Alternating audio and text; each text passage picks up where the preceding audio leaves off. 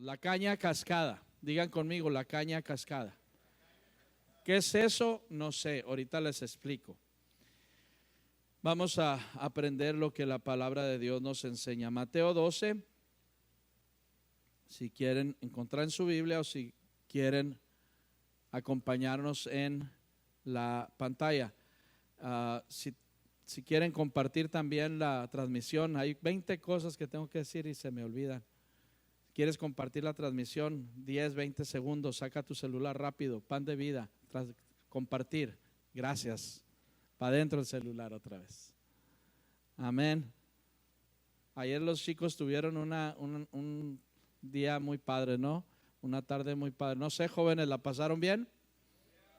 No la pasaron tan bien. ¿La pasaron bien, chavos? Eso.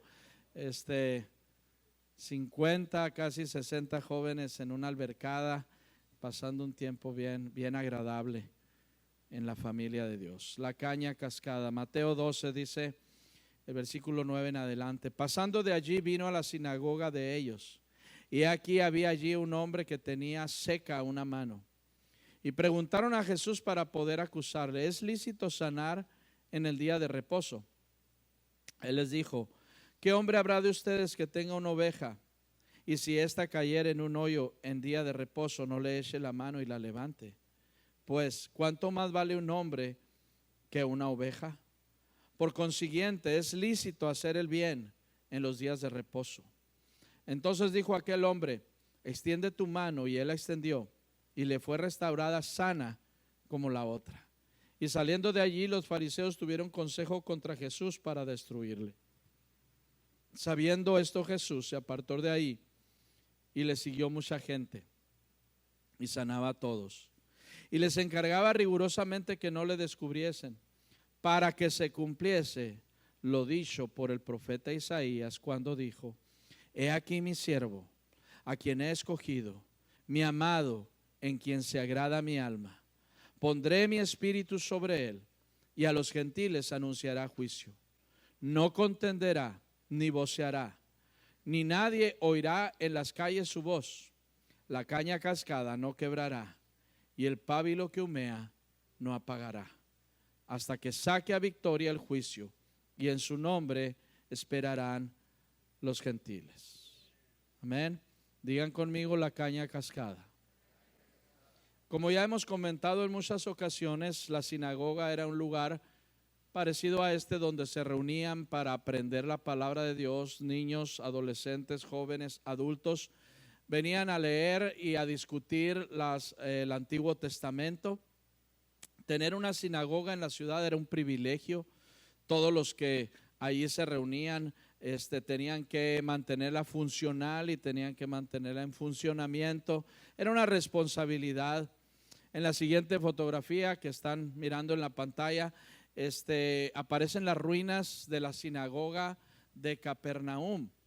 Esta ciudad fue donde Jesús estableció el centro de su ministerio. De allí ministró a todo lo que es el pueblo de Israel, y seguramente, muy probablemente, sobre esas ruinas Jesús se puso de pie un día y habló la palabra y compartió, y miró a un hombre que estaba allí, como nos dice lo que acabamos de leer.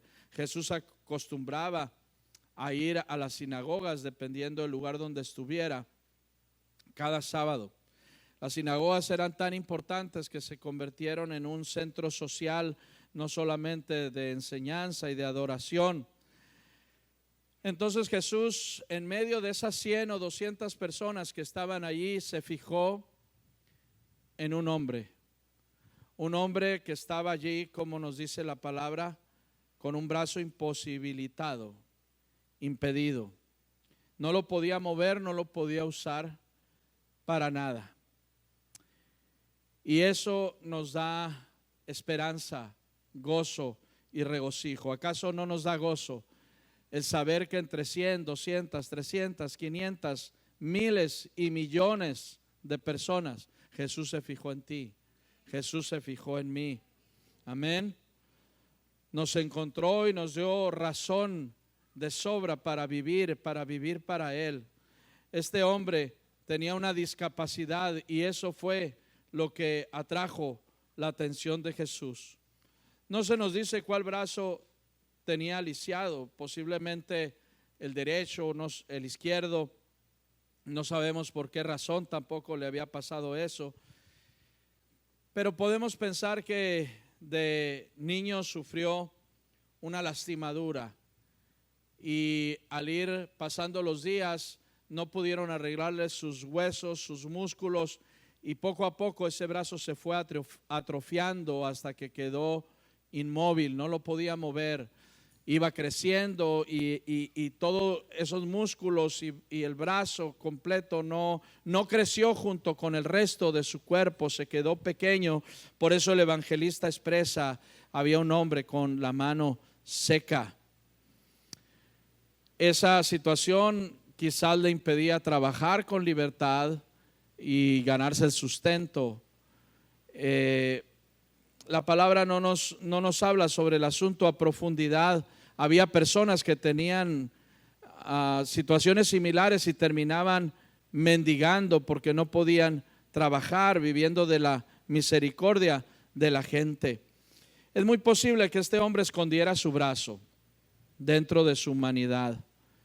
De alguna manera lo podía esconder para no ser visto, para que la gente no se le quedara mirando. Era parte de algo que le dolía, pero también le avergonzaba. La gente podía ver el brazo inmóvil, pero no podía ver su alma lastimada. Pero hubo alguien que sí lo vio.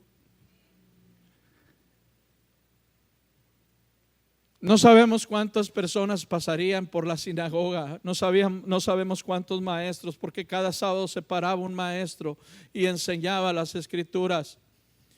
Pero un día llegó un rabino diferente, un maestro diferente, un maestro que encontró y que miró a ese hombre como te mira y me mira a mí, con su misericordia, con su amor, con su gracia.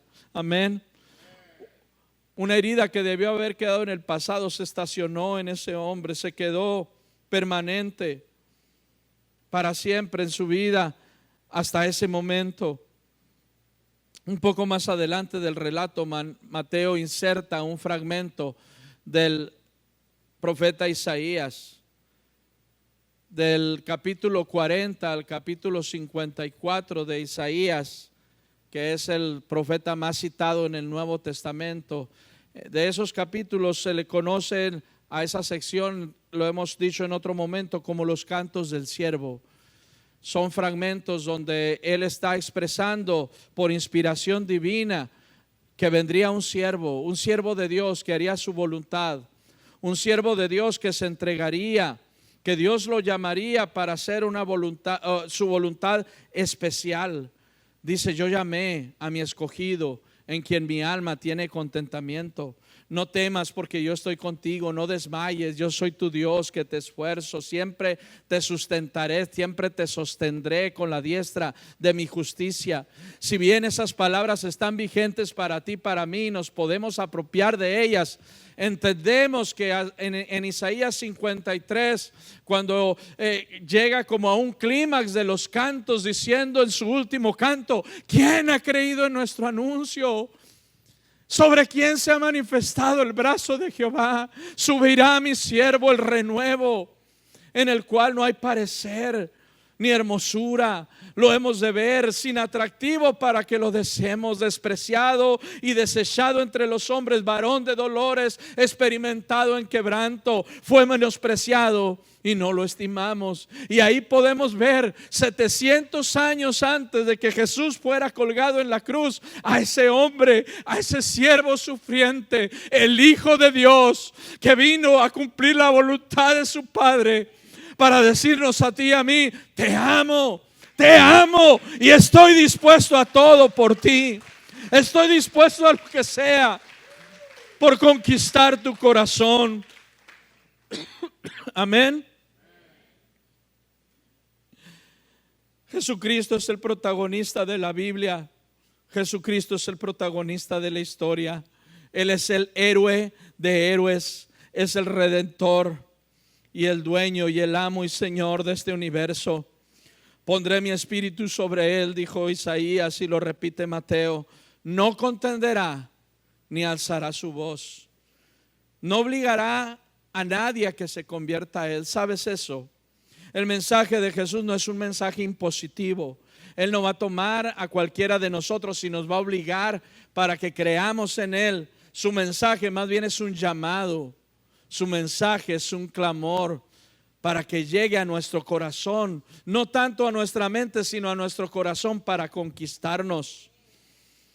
Jesús mismo lo dijo: el que tenga oídos para oír, que oiga. El que tenga disposición, que esté atento a lo que quiero decir. El que quiera seguirme, que tome su yugo. Tome mi yugo, dice, sobre sí. Es decir, ni siquiera Jesús nos pone el yugo. Él dice: tómalo tú y póntelo tú. No contenderá significa que su verdad es más brillante que el sol. Aunque el enemigo trata todos los días de empañar y de ensuciar la verdad de Dios, ciertamente no se le va a hacer, no va a poder, porque la verdad de Dios es pura, es santa, permanece para siempre, es eterna.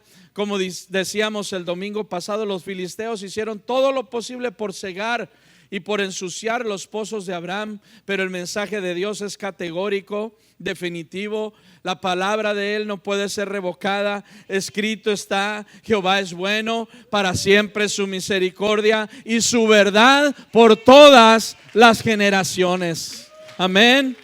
Por todas las generaciones, dice el Salmo 100, versículo 5.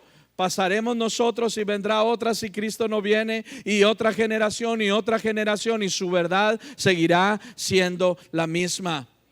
Eterna es su verdad, dice Salmo 119, versículo 160. Lo hemos dicho en repetidas ocasiones. Si Jesús no se enganchó en discusiones necias, no contendió tratando de establecer su verdad con argumento para otros, así también nosotros debemos tener cuidado de no enfrascarnos en alegatos infructíferos. A veces nosotros mismos llevamos o tratamos de meter la palabra a fuerzas a la gente, pero esa es obra del Espíritu. Podemos nosotros y debemos llevar la palabra, pero jamás vamos a lograr la conversión de alguien si no es porque el Espíritu de Dios le abre los ojos y hace la obra en su vida. Amén. El Señor puede y quiere obrar un milagro en cada persona, pero uno puede gastar su vida con palabras nuestras para tratar de convencerlo, y muchas veces la gente ni siquiera quiere ser convencida. La verdad se defiende sola. Una de las características del siervo de Dios, dice, no será contencioso. No hay nada oculto, dijo Jesús, que no salga a la luz. Y la luz y la verdad, amigos y hermanos, son una misma cosa, o más bien son una misma persona. La luz y la verdad son Jesús. Él no impone su mensaje. No andará vociferando por las calles, dice. No andará alzando la voz. Su mensaje es un mensaje cautivador. Quiere cautivar nuestro corazón. Él no tendrá, dice, una personalidad imponente o una actitud de dictador, sino que por medio de la verdad traerá justicia. Todo mundo clama en estos días pidiendo justicia, ¿verdad? Anhelamos en este tiempo justicia, pero tristemente dice la palabra que la justicia viene después de que se establece la verdad. Digo tristemente porque la gente de este tiempo ha abrazado la mentira. Ha abrazado la mentira y cada vez está más convencido de que la mentira es la manera correcta de vivir. Pero el mismo profeta Isaías lo dijo en el capítulo 5 de sus escritos, diciendo: viene el día donde la gente cambiará lo dulce por lo amargo por lo dulce, la verdad por la mentira y la mentira por la verdad. Y son los días que estamos viviendo ahora. Jesús es la verdad y Él no se impone a nadie. Él quiere conquistar nuestro corazón con su gran amor y con su gran misericordia. Él dijo: yo soy el camino, la verdad y la vida. Tres cosas: un camino por el que podemos andar, una verdad que vamos a encontrar y la vida que nos va a abrazar. Tres elementos: camino, verdad y vida. Es un proceso, tomar un camino correcto que nos lleva a donde practiquemos la verdad, y como consecuencia de estas dos cosas cosechamos la justicia. El camino nos conduce al atrio, nos lleva a la presencia de Dios. La verdad nos desnuda el alma para hacernos comprender que solamente un sacrificio nos puede conectar con Dios, para llevarnos al altar y darnos cuenta que ahí está el Cordero de Dios en la cruz, clavado por nosotros. Y entrando al Santo y al Santísimo encontramos la vida que viene de Dios. Amén. Hay personas que rechazan la idea del Dios judío-cristiano. Sobre todo no comprenden las partes del Antiguo Testamento donde la historia bíblica retrata a un Dios aparentemente sanguinario y vengador, un Dios que destruye pueblos y naciones. Pero eso es solamente una cara de la moneda y es Dios estableciendo su justicia. Pero el otro lado nos muestra a ese Dios lleno de misericordia. Misericordia significa no ser tratado como merecemos, y al contrario, ser tratado con mucha bondad. Eso significa misericordia en palabras sencillas, y Dios nos trata con mucha misericordia. Amén. Dice la palabra que todos nos descarriamos como ovejas, cada cual tomó su propio camino. Merecíamos vivir apartados de Dios, pero al contrario, Dios nos busca y nos hace regresar a su camino. Él nos bendice, Él perdona al que se arrepiente, abraza al que clama a Él. Amén. Y la misericordia desde el Antiguo Testamento hasta el Nuevo Testamento está en el centro del mensaje de Cristo. Muchas veces no lo vemos, pero ahí está. En el Antiguo Testamento el profeta Oseas dice en el 11:8: ¿cómo podré abandonarte, Efraín? ¿Cómo podré entregarte, Israel? ¿Cómo podré yo hacerte como a Alma? ¿Cómo podré tratarte como a Zeboim? Mi corazón se conmueve dentro de mí, se enciende toda mi compasión. Podemos darnos cuenta ahí a través de estas palabras de la gran misericordia de Dios por una mujer. Y ya predicamos hace unos meses de Oseas y su vida, cómo él se casa con una mujer, pero esa mujer le es infiel y se va tras sus amantes y tiene hijos de sus amantes, pero Oseas la sigue amando y vuelve y la busca y la conquista, como nos dice el 2:14: pero he aquí yo la traeré y la llevaré al desierto y hablaré a su corazón. Dios nos habla al corazón. Dios nos trata con misericordia, no como merecemos. Jonás 4:11 dice: ¿y no tendré yo piedad de Nínive, aquella gran ciudad donde hay más de 120,000 personas que no saben discernir entre su mano derecha y su mano izquierda, y muchos animales? Así termina el libro de Jonás, Dios preguntándole a él, porque Jonás se había empecinado en que Dios le había dicho que fuera a Nínive, que diera un mensaje y que Dios iba a destruir esa ciudad. Y él, encantado de la vida, fue diciéndole a la gente: arrepiéntanse, pensando estos no se van a arrepentir porque Dios los va a destruir. Y se fue, dice, afuera de la ciudad, se subió a una loma y dijo: aquí los voy a ver cuando Dios los mate a todos. Pero al ver que eso no pasaba, Dios empieza a platicar con él y Jonás está enojado. Y Jonás le reclama a Dios y le dice: ¿por qué? Vine a dar el mensaje y ya sabía yo que tú eres un Dios misericordioso, que perdonas. Porque sabes, toda la gente, dice, en Nínive se había arrodillado delante de Dios y le estaba pidiendo perdón. Y Dios termina diciéndole a Jonás: ¿no tendré yo piedad de Nínive, aquella gran ciudad donde hay más de 120,000 personas que no saben lo que es bueno y lo que es malo, su mano derecha y su mano izquierda. Dios nos tiene mucha compasión. Dice Ezequiel 16: y yo pasé junto a ti y te vi sucia en tus sangres. Y cuando estabas en tus sangres te dije, vive. Sí, dije, cuando estabas en tus sangres, vive. Y pasé yo otra vez junto a ti y te miré. Y aquí que tu tiempo era tiempo de amores. Y extendí mi manto sobre ti y cubrí tu desnudez. Y te di juramento y entré en pacto contigo, dice Jehová el Señor, y fuiste mía. Qué precioso retrato, ¿verdad?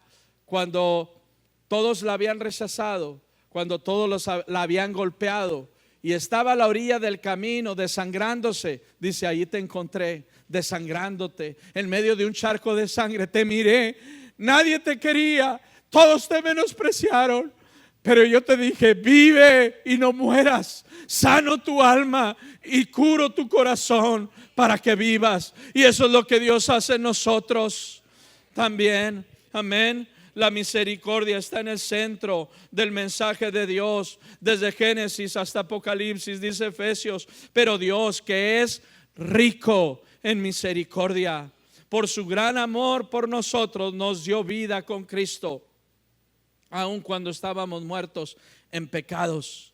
Por su gracia ustedes han sido salvados. Dios, que es rico. Dios no esperó que nosotros hiciéramos algo bueno.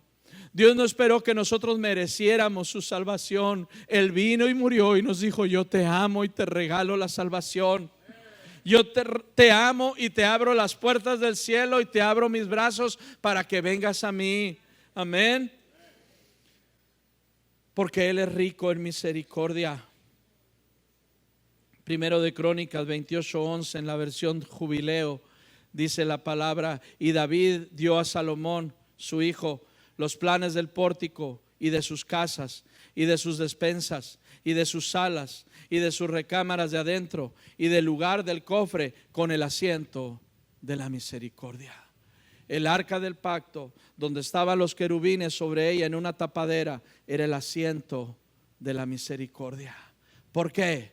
Esa arca, ese cajón recubierto de oro, tenía dentro de sí 3 elementos. La vara de Aarón que floreció. Tenía también una vasija de maná. El maná que había alimentado al pueblo de Israel en el desierto. Dios le dijo a Moisés, toma una vasija, deposita maná y déjala dentro. Nosotros sabemos que dice la historia que la gente salía a recoger el maná para comer ese día, y el que le sobraba no lo podían comer al siguiente día porque creaba gusanos y se perdía. No podía durar más de 24 horas a menos que fuera viernes. El viernes podía durar hasta el sábado, duraba 2 días. Sin embargo, ese maná que pusieron dentro de esa arca, debajo de la tapa de misericordia, duró siglos y siglos allá adentro sin echarse a perder. Y había una tercera cosa, las piedras donde estaban los 10 mandamientos. Y esto nos dice algo tan profundo, ¿verdad? Como encima de esa arca, en el propiciatorio o el asiento de la misericordia, el sacerdote derramaba 7 veces la sangre del cordero como un sacrificio completo, santo, sagrado delante de Dios, hasta que Jesús vino y derramó su sangre por nosotros, un sacrificio completo, pleno, para salvarnos a cada uno de nosotros. Esa arca y esa tapadera de misericordia significa que Dios puede aplicarnos la ley, pero decide tratarnos con misericordia. Antes de mirar los 10 mandamientos que dicen no adulterarás, no mientas, no robes, no digas falso testimonio y todo lo que el Señor nos mandó, Él mira la sangre de su Hijo y a través de la sangre de su Hijo, en lugar de condenarnos, nos resucita, nos bendice, nos abraza. Amén. Él tiene misericordia de nosotros por su gran amor. Quiero pedir a 8 hombres y una mujer que vengan rapidito aquí. 8 hombres, 8 hombres. La mujer, póngase en el centro, por favor, mientras digo lo siguiente. Así como que ya, rápido, 8 hombres, 8. Una mujer, ven mi amor, tú eres la buena. Amén. Ok, Fanny, ¿está bien? Ok, 8, pónganse 4 y 4. Miren, rápidamente, espero que no se les olvide. 4 y 4 y Fanny al centro. Falta un hombre de este lado. Fabián. Ok, Marquitos. De este lado. Sermón del Monte. Rápidamente nomás para que se nos quede grabado. Bienaventurados, dice el Señor, los pobres en espíritu, porque de ellos es el reino de los cielos. Bienaventurados los que lloran, porque recibirán consolación. Bienaventurados los mansos, porque ellos recibirán la tierra por heredad. Bienaventurados los que tienen hambre y sed de justicia, porque ellos serán saciados. Bienaventurados los misericordiosos, Fanny, porque ellos alcanzarán misericordia. Bienaventurados los de limpio corazón, porque ellos verán a Dios. Bienaventurados los pacificadores, porque serán llamados hijos de Dios. Bienaventurados los que padecen persecución por causa de la justicia, porque de ellos es el reino de los cielos. Y el 9, bienaventurados son cuando por mi causa os vituperen y os persigan y digan toda clase de mal contra ustedes, mintiendo. Las leyes y los estatutos del reino de los cielos en 9 cápsulas de bienaventuranzas, pero en el centro está la que dice directamente: bienaventurados los misericordiosos, porque ellos recibirán misericordia. La misericordia estaba en el centro, de donde David le dijo a Salomón: construye todo lo que el Señor me ha mandado en el templo, construye, arma todo lo que está de acuerdo a los planos, porque Dios me lo reveló. Y en el centro de todo, en el principal de todo, está la tapa de la misericordia de Dios. Luego viene Jesús y declara sus bienaventuranzas, y de las 9 en el centro está la que dice: bienaventurados los que son misericordiosos. Hemos sido llamados a ser un pueblo misericordioso, porque tenemos un Dios misericordioso. Amén. Dale un aplauso al Señor. 3 de acá y 3 de acá pueden pasar a su lugar. Se quedan ustedes 3 aquí. Muchas gracias. Luego viene el profeta Miqueas, capítulo 6, versículo 8, y nos dice: oh hombre, ¿qué te ha pedido el Señor a ti? Y dice 3 cosas: hacer justicia, amar misericordia y humillarte delante de tu Dios. 3 cosas, pero en el centro está amar misericordia. Amén. Pueden tomar su lugar, denles un aplauso, por favor. Muchas gracias. Si volteamos hacia alrededor, vemos tanto pecado, tanta perdición, tanta lejanía de Dios, tanta violencia. Y la verdad es que en un momento dado uno se llega a preguntar: ¿cómo es posible que llegue a tanta vileza el ser humano? ¿Y cómo es posible que Dios aparentemente no esté haciendo nada? ¿Verdad? Y eso es por la misericordia de Dios. Él sigue deteniendo su juicio, porque es la misericordia la que detiene el juicio de Dios.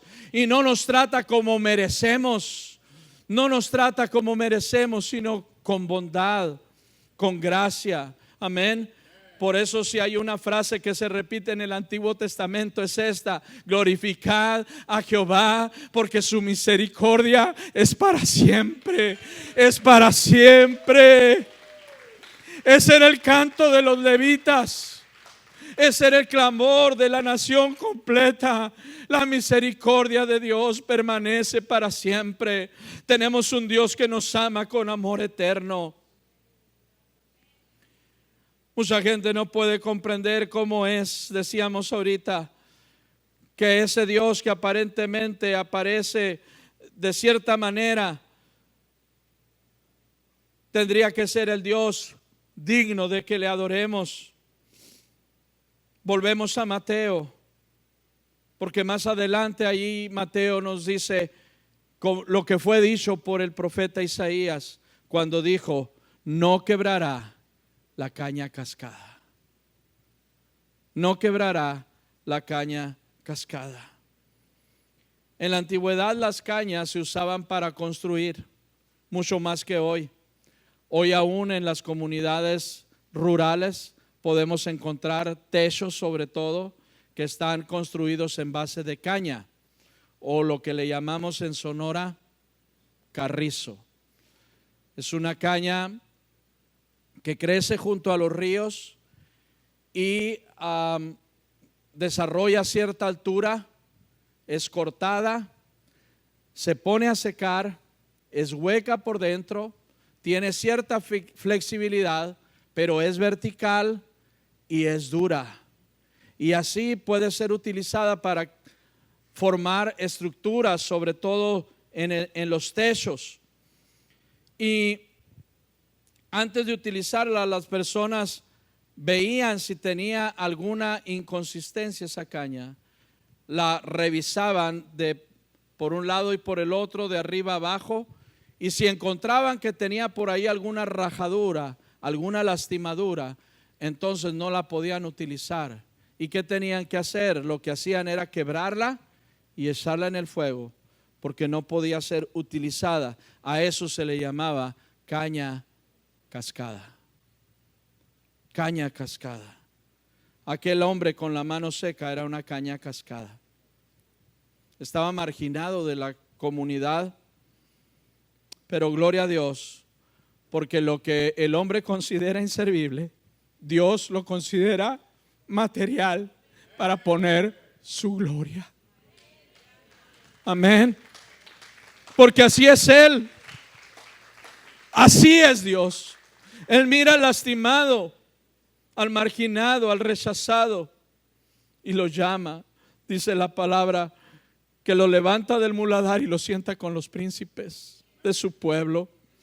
La historia bíblica lo comprueba una y otra vez. ¿Sabes? Dios llamó al tartamudo para que fuera un legislador, para que fuera el líder del pueblo. Dios llamó a un jovencito tímido y aparentemente con apariencia inofensiva para matar a un gigante 3 o 5 veces más grande que él. A Dios le encanta tomar lo que no es para convertirlo en algo que sí es. Amén. De hecho, esa es su especialidad. A eso vino Él. Cuando Dios quiso darle fructificación a la mujer estéril, le llamó a Ana para que derramara su alma y su corazón delante de Dios. Delante de la sociedad ella estaba maldita porque habían pasado años desde que se había casado y no podía tener hijos. Pero el día que se derramó delante de Dios su alma, ella salió de ahí preñada de la gloria de Dios. Y fue y dio a luz a Samuel y a 5 más de sus hermanos. Porque eso es lo que hace mi Dios. Toma lo que no es, toma lo que está lastimado, lo sana, lo restaura, lo bendice y lo usa para su gloria. Eso somos tú y yo. Yo creo que los que estamos aquí, casi conozco a todos. Me atrevo a afirmar que ninguno tenemos la mano seca o el brazo lisiado, pero también me atrevo a afirmar que el 99% de los que estamos aquí hemos sido cascados en algún momento de nuestra vida. Algo nos lastimó. Cuando la gente cosechaba las cañas, metía el machete por la parte más debajo y a veces sin querer lastimaba a otras cañas que estaban apenas creciendo y la golpeaba y le dejaba una herida a esa caña. Y estaba pequeña, todavía no se podía utilizar, pero a los meses cuando crecía venían y la veían y estaba lastimada. Y no podía ser usada porque estaba cascada. Tenía que ser echada en el fuego y no podría ser usada. Tal vez en tu infancia, de manera deliberada y consciente, algún familiar, algún amigo, algún vecino que tenía acceso a la intimidad de tu casa, quizás hasta tu recámara, entró y te cascó la infancia, la inocencia. Tal vez tus mismos padres o hermanos cascaron tu alma con palabras de desprecio y de rechazo. Tal vez eres más oscura tu piel que los de tus hermanos y eres el negro de la casa. Y a lo mejor hasta ya te apropiaste del sobrenombre, ¿verdad? Pero al principio es de dolor y no podemos negar que hay algo en nuestro ser que empieza a lastimarnos y que vive con nosotros. El enemigo usó a personas a través de ti para lastimarte, para humillarte, para herirte, para causarte dolor y angustia. Quizás una mala experiencia de la vida, la muerte de un ser querido, el abandono de uno de tus padres cascó tu corazón. Quizás como Mefiboset, cuando apenas tenía 2, 3 años, su nodriza, su nana, dice que lo cargaba con él y se le zafó de los brazos y cayó y se lastimó sus piernas y quedó lisiado de por vida. Aquel niño que había nacido para ser príncipe terminó siendo un mendigo. Si no es porque David lo rescata, le llama y lo sienta a su mesa y le dice: de aquí en adelante tú eres mi hijo también. Lo sienta a su mesa y le pone un lugar en su mesa.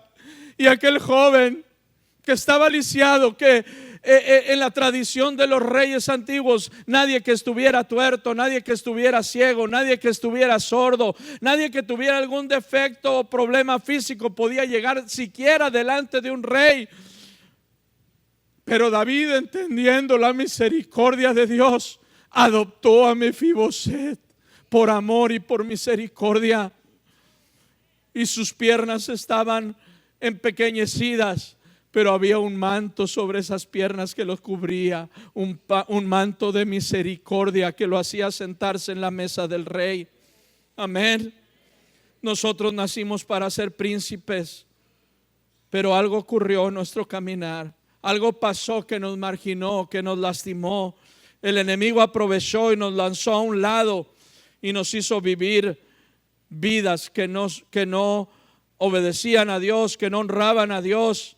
Pero su amor quiere hoy restaurarnos, hermanos, amigos. Dios quiere restaurarte. Dios quiere sanarte.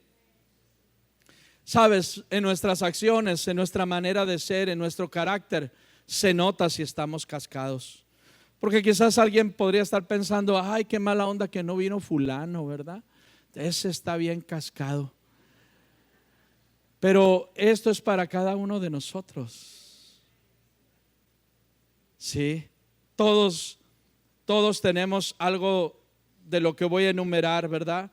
Un hombre celoso, una mujer iracunda, una mujer histérica, gritona, un hombre impaciente, una mujer deprimida, un hombre atado al vicio, una mujer desesperada, un hombre que persigue el dinero como sabueso, una mujer que se siente nadie si no tiene un compañero al lado, un varón atado al sexo, pero a través de lo sucio y lo profano, una mujer controladora, manipuladora, un varón apocado que se encierra en sí mismo y no quiere trabajar ni hacer lo que debe, una mujer sensual con mucho énfasis en su arreglo personal exagerado y muchas veces descarado, una persona con problemas de identidad de género que no sabe si es hombre o es mujer, o dice el Facebook que ya hay 39 opciones de lo que quiera hacer. Todos estos son algunos ejemplos de conductas de personas que han sido cascadas. Una persona demasiado introvertida, otra demasiado extrovertida, un hombre temeroso, una mujer mandona. Y sabes, como aquel hombre, todos nos hemos vuelto expertos en esconder la mano seca. Nos hemos vuelto expertos en ocultar nuestra tragedia, nuestro dolor. Vivimos en la ciudad, vamos de aquí para allá, llevamos a nuestros hijos a la escuela, pasamos 8 horas o más en el centro de trabajo y encontramos siempre la forma para ocultar nuestra vergüenza, nuestro dolor.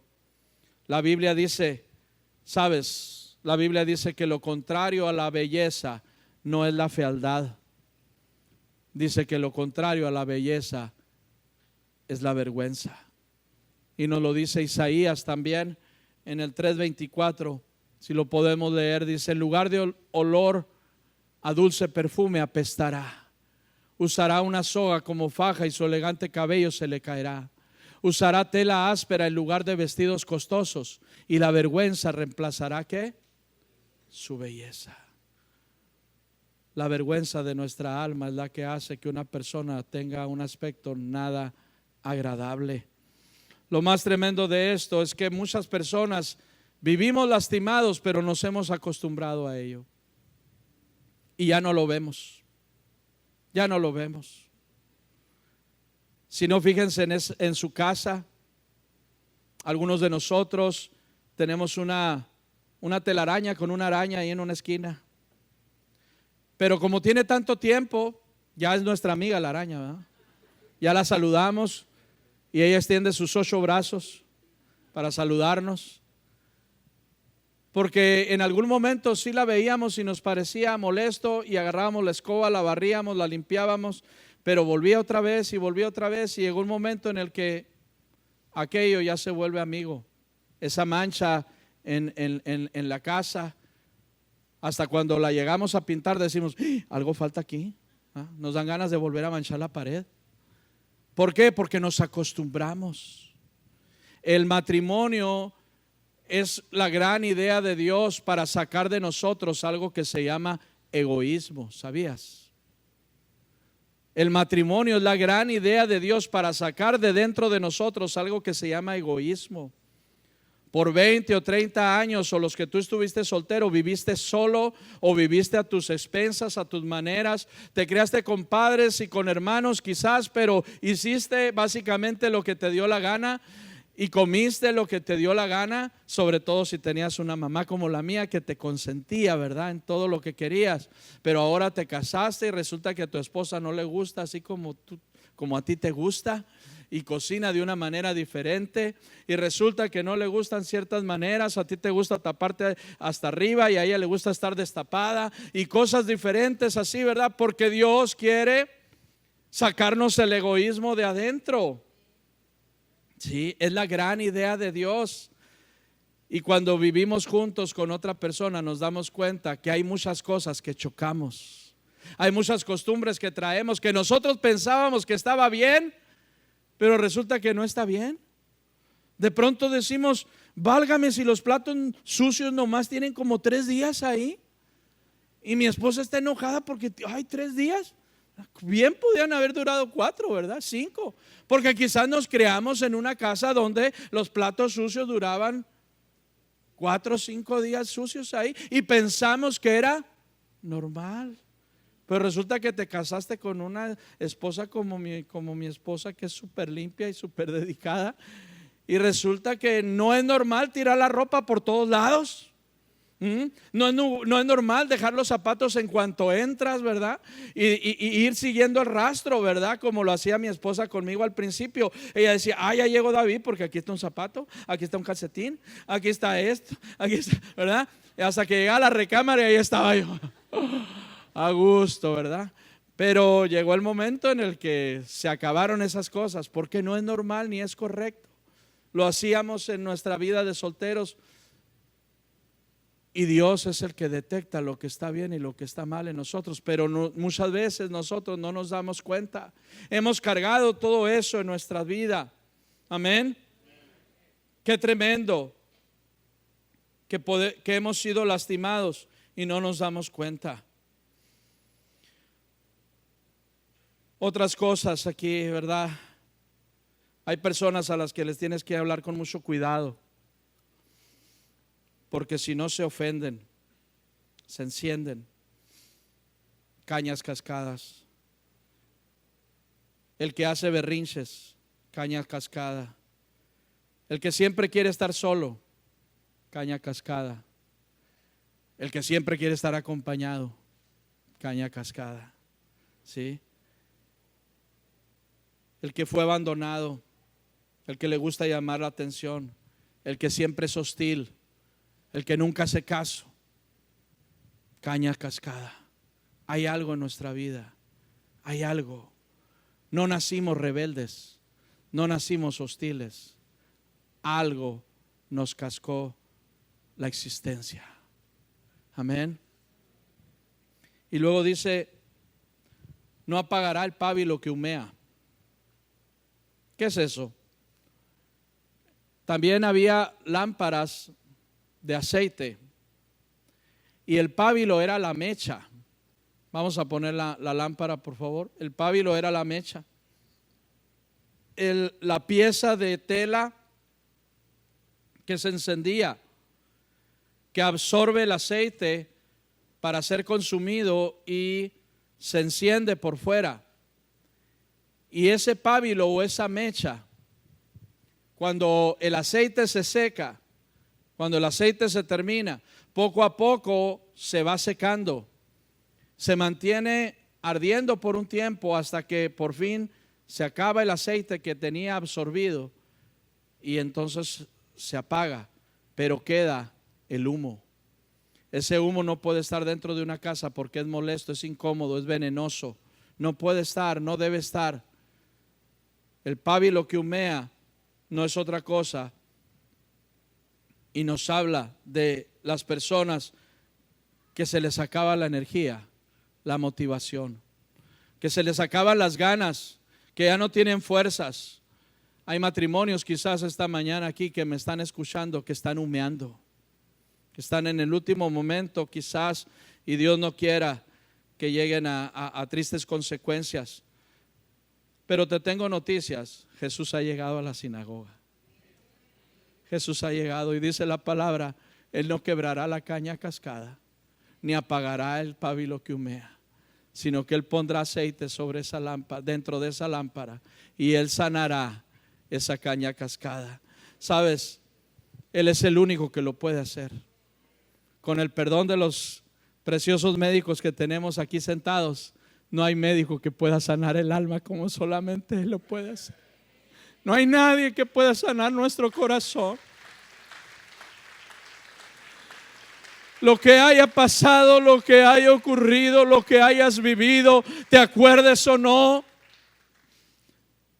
influyó en tu conducta, influyó en tu vida, lo traes contigo. Y es el momento de que el Señor te sane. Es el momento que el Señor te limpie. Es el momento que el Señor quite toda vergüenza. Sabes que Jesús fue crucificado desnudo en la cruz. El Hijo de Dios fue crucificado totalmente desnudo, totalmente lastimado, chorreando sangre, totalmente desfigurado, porque Él quiso llevar sobre Él mismo la vergüenza tuya y la mía. Quizás alguien descubrió tu vergüenza, pero Jesús ya la llevó. Quizás tú piensas que nadie comprende lo que tú viviste, pero Jesús ya la vivió, ya la experimentó. Él llevó todas nuestras cargas y sufrió todos nuestros dolores, y nosotros le tuvimos por azotado, por herido de Dios y abatido, mas Él herido fue por nuestras rebeliones, molido por nuestros pecados. El castigo de nuestra paz fue sobre Él, y por su llaga fuimos nosotros curados. Amén. Dentro del arca estaba la vara de Aarón, una vara que hacía quizás 40, 50, 60 años él había cortado de un árbol. Hacía años se había secado, la había usado como bastón, estaba sucia, quizás maloliente, pero un día el Señor dijo: ponga las varas delante de mí, y esa vara echó ramas, echó frutas, echó semillas otra vez. ¿Cómo podía hacer eso? Es lo mismo que sucede en nuestras vidas. Alguien quizás te cortó hace mucho tiempo, te lastimó, te secaste, te dolió, viviste un duelo o lo sigues viviendo, pero Dios te quiere hacer fructificar, Dios te quiere sanar, Dios te quiere refrescar, y no hay mano en esta tierra que pueda hacer eso. El único que le hace se llama Jesús, y Él está aquí. Él está aquí. Él está aquí. Él está aquí. Cierra tus ojos, por favor.